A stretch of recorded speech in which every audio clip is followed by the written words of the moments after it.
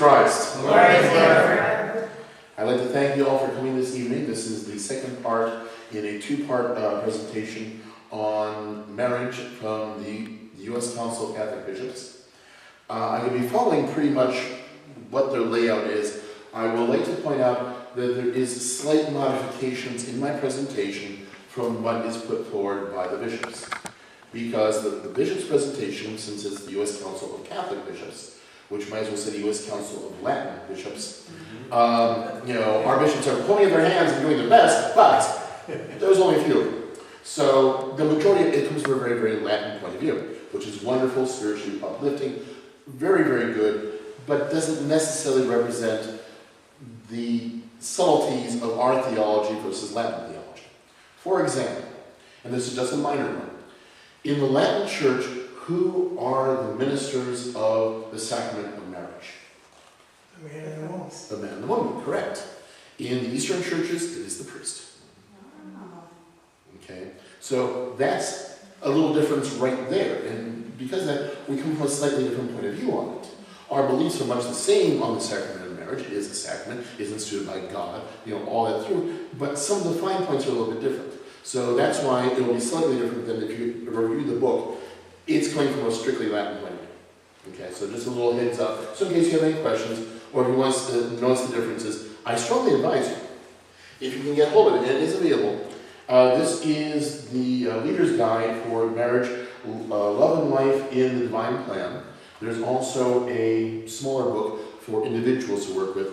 It's a very, very good read. I strongly advise you, not very much, but it is very, very concentrated. In a few pages, it deals with some very, very important issues in a very good fashion. So I advise you, if you get a chance, take a look at it. Now, I'm going to do a very quick overview of what we did in the last presentation, instead of just jumping in at this point, because I want to make sure that people understand. The first point that we have to bring up in the bishop's theory is the fact that when you look at marriage, the initial point to remember is this originally comes from the concept of natural law. I.e., that God created man and woman as a union. And this was done biologically, the way we were constructed. If you look at human history over millennia, you will see across the board that the basic unit of a family is a man and a woman joined for the nature of marriage and for the procreation of children. And that doesn't make any difference if you're looking at the jungles of South America or the Himalayas or Eastern Europe or wherever you're at. This is how things have been arranged. You'll find variation to a degree, but this has always been the basic unit. Even those societies that allow multiple spouses, it always starts off with the basic unit of two. And then sometimes they have additional. But so that's one of the things that's sort of written, it's a hardwire in human nature. It didn't need to have someone step out and say, by the way, two, okay, got that idea? Man and woman, that's what works out best. No one had to say that. Humanity had figured that one out pretty much from the beginning and was moving forward. There was no real confusion on this topic. That's what we're talking natural law. It's part of something that we were created with. You didn't need to have someone step out and say, this is how it is, because that's how it happened. Then it went from that point to the position of the unique union of man and woman. And it's a unique union. We are given an opportunity to take part in something that is truly momentous.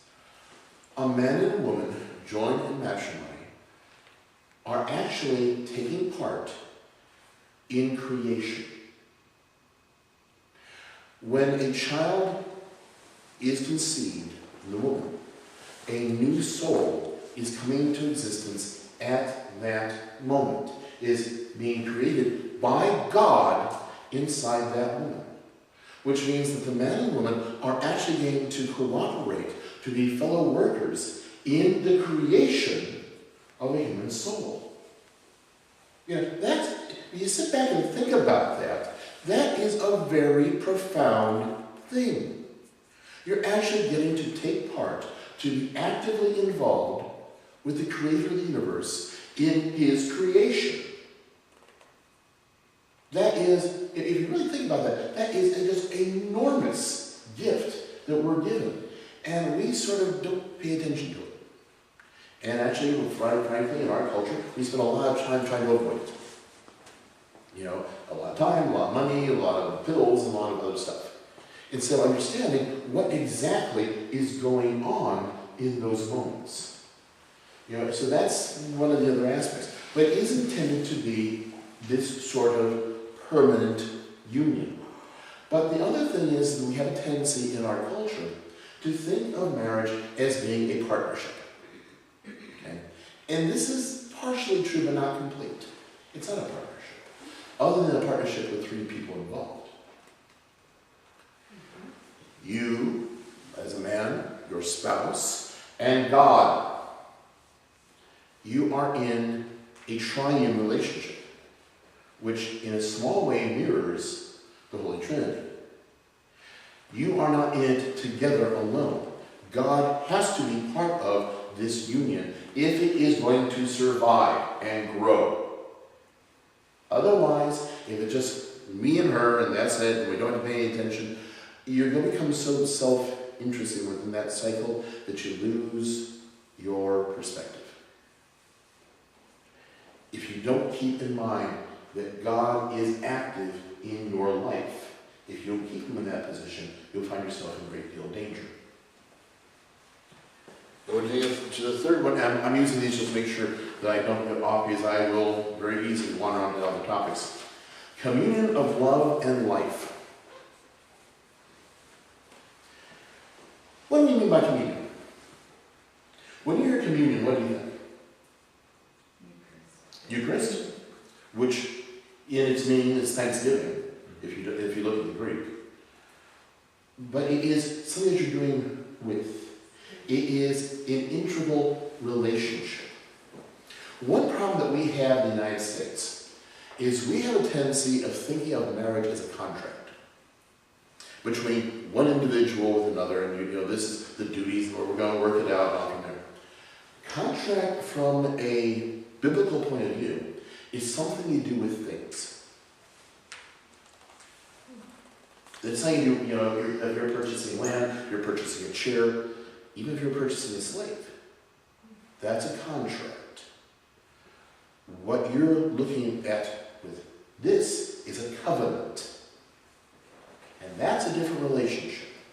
A covenantal relationship is between parties where there is an exchange of a person from one condition to another. Think of adoption. Where you're saying, you were once not of my family, you are now part of me. Often in these stages, there's renaming.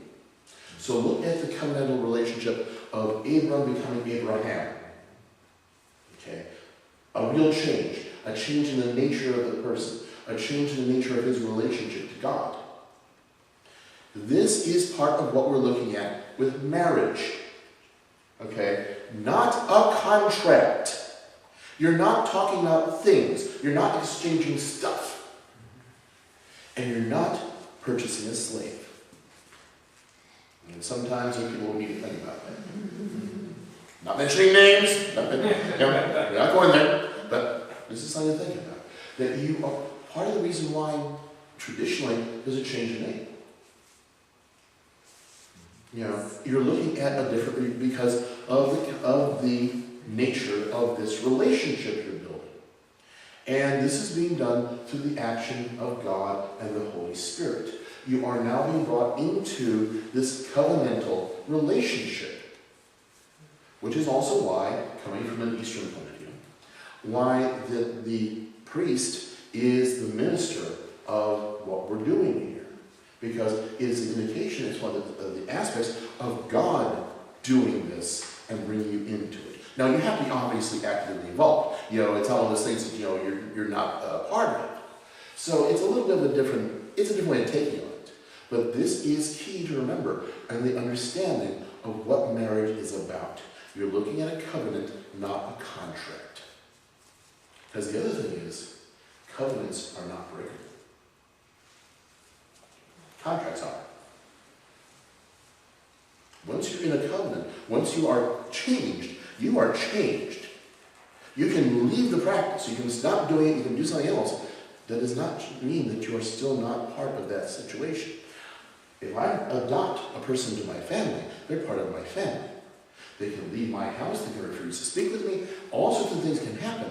That does not change the fact that they still are a member of my family.